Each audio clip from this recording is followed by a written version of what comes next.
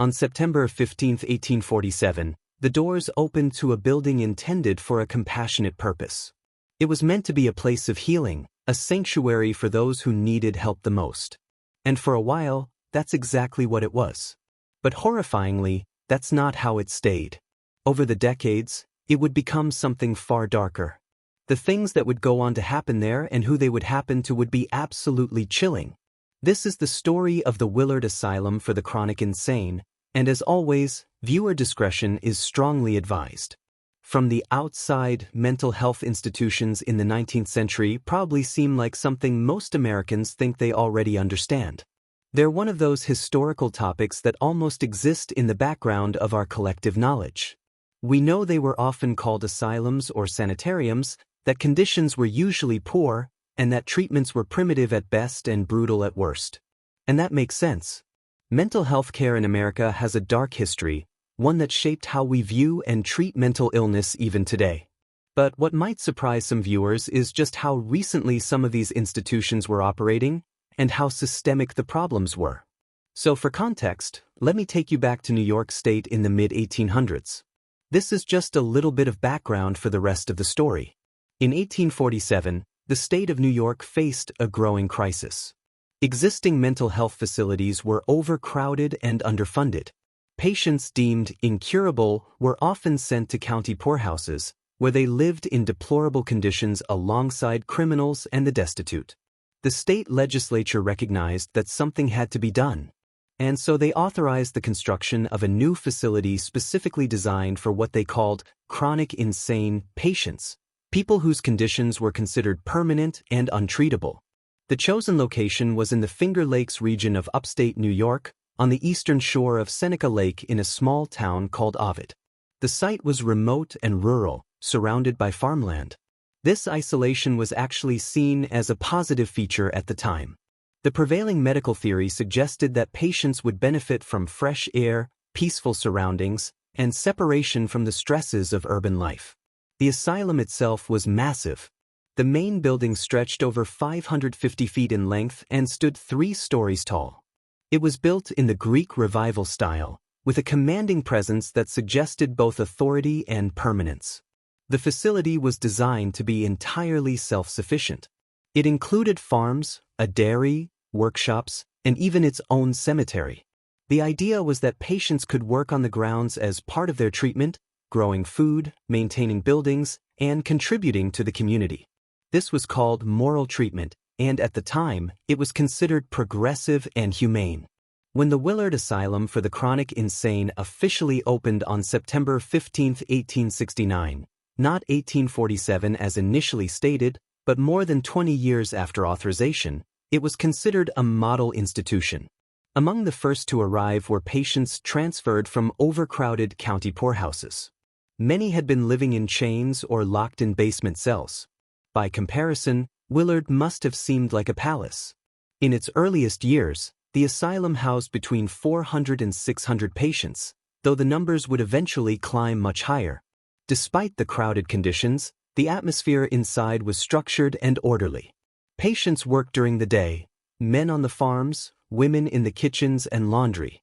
They ate meals together in large dining halls and spent evenings in day rooms. There were even social activities like dances and holiday celebrations. For many patients who had spent years forgotten in poorhouses, this represented a significant improvement. But unfortunately, the stability and care that Willard provided in those early years wouldn't last. By the early 1900s, something had started to shift at Willard. The population had swelled to over 2,000 patients, nearly 4 times its original capacity. The asylum had become a dumping ground for anyone society didn't know what to do with. Epileptics, alcoholics, the elderly with dementia, unmarried mothers, immigrants who didn't speak English, they all ended up at Willard. Many weren't even mentally ill in the medical sense. They were just inconvenient. With overcrowding came a breakdown in care. Staff were overwhelmed and underpaid. Attendants who had once provided personal attention were now responsible for dozens of patients at a time. The focus shifted from treatment to containment. Patients spent most of their time idle, sitting in day rooms or lying in bed. The therapeutic work programs that had once defined life at Willard became exploitation. Patients labored for hours with no compensation, essentially providing free labor that kept the institution running. As conditions deteriorated, so did treatment methods. The early philosophy of moral treatment gave way to harsher interventions.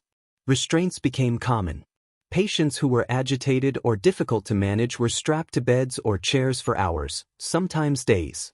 Straitjackets were routine. Isolation rooms, small, bare cells, were used to punish or control those deemed disruptive. Then there were the experimental treatments. In the 1930s and 40s, Willard, like many psychiatric institutions, embraced new medical procedures that promised cures.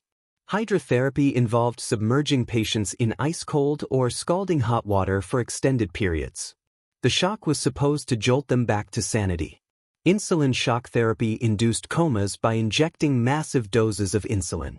Electroshock therapy sent electrical currents through the brain, causing violent seizures. And then there was the lobotomy. The lobotomy was perhaps the most horrifying of all the procedures performed at institutions like Willard. The operation involved severing connections in the brain's prefrontal cortex. It was supposed to calm violent or agitated patients. In reality, it often left them in a vegetative state. Docile, yes, but also unable to think, feel, or function independently. Thousands of lobotomies were performed across the United States during the mid-20th century, and Willard was no exception. The justification for all of this was simple. These patients were considered incurable anyway. They had been written off by their families, by society, and even by the medical establishment. So what did it matter if experimental treatments failed or caused harm? No one was watching. No one was advocating for them. They were, for all intents and purposes, invisible. One of the most tragic aspects of Willard's history is how many patients simply disappeared there. Once admitted, most never left. The average length of stay was measured not in months or even years, but in decades. Some patients spent their entire adult lives within those walls. Family contact was minimal. In many cases, relatives simply stopped visiting after a few years. Either they moved away, died themselves, or just gave up hope. Letters went unanswered. Birthdays and holidays passed unacknowledged. For the patients, it was as if they had been erased from the world outside. When patients died, and thousands did over the decades, they were buried in the asylum cemetery. Most graves were marked only with numbers, not names.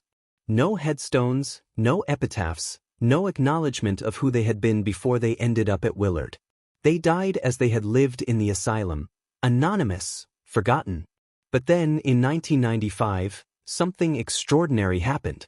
Workers at the now-abandoned Willard Psychiatric Center were doing routine maintenance when they discovered something in the attic of one of the old buildings. There, covered in dust and forgotten for decades, were hundreds of suitcases. These weren't just any suitcases. They belonged to patients who had been admitted to Willard between 1910 and 1960. When someone was committed to the asylum, they were allowed to bring one suitcase with their personal belongings. But after they died or were transferred, those suitcases were simply stored away and forgotten. Opening them was like stepping into a time capsule. Inside were photographs, letters, clothing, jewelry, books, eyeglasses, and other deeply personal items. Each suitcase told a story. One belonged to a woman named Margaret, who had packed fine dresses and silk gloves, suggesting she came from wealth. Another belonged to a man named Lawrence, whose suitcase contained woodworking tools and carefully folded work clothes. There was a suitcase filled with children's toys, hinting at a mother separated from her family. What made the discovery so heartbreaking was how ordinary these belongings were. These were real people with real lives, hopes, and identities. But once they passed through Willard's doors, all of that was stripped away. They became case numbers, diagnoses, and entries in a ledger.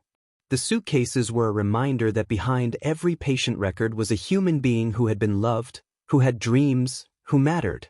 The suitcases are now part of a permanent exhibit at the New York State Museum, titled The Lives They Left Behind.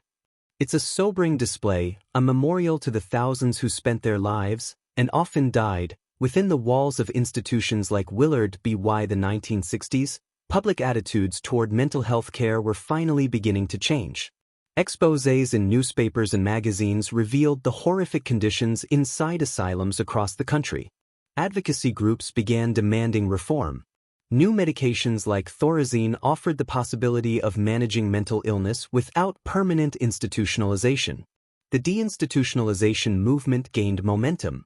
The idea was to close large psychiatric hospitals and move patients into community-based care. In theory, it was humane and progressive. In practice, the transition was poorly managed. Funding for community mental health centers never materialized at the levels promised. Many former patients ended up homeless, incarcerated, or cycling through emergency rooms. But that's a different story. At Willard, the population began to decline in the 1970s. Wards that had once housed hundreds were gradually emptied. Buildings fell into disrepair. By the 1990s, only a small forensic unit remained operational. And in 1995, the same year the suitcases were discovered, Willard Psychiatric Center officially closed its doors for good. Today, the property sits mostly abandoned. Some buildings have been repurposed for drug treatment programs. Others stand empty, their windows broken, their hallways silent. The cemetery is still there, though many graves remain unmarked. Over 5,700 people are buried on the grounds. The legacy of Willard and institutions like it is complicated. They were created with good intentions, an attempt to provide care for people who had nowhere else to go. But over time, they became warehouses for the unwanted. Patients were subjected to treatments that ranged from ineffective to outright cruel. They were isolated from society, stripped of their dignity, and often forgotten entirely. What makes this story even more disturbing is how recent it all is. Willard didn't close until 1995. People who spent time there as patients or worked there as staff are still alive today. This isn't ancient history. It happened in our lifetimes. The suitcases discovered in the attic serve as a powerful reminder of what was lost. Each one represents a life that mattered, even if society decided otherwise. They remind us that the people inside Willard weren't just patients or case numbers. They were daughters and sons, mothers and fathers, artists and workers, individuals with stories worth remembering. And now we remember them. If you made it this far, thanks so much for watching. And a special thanks to everyone who supports the channel on Patreon or as a channel member. If you're interested, we offer early access videos that are released roughly a week before the regular YouTube uploads. Also, if you have a story suggestion, feel free to submit it using the form found in the description. Anyways, thanks again, and hopefully, I will see you in the next one.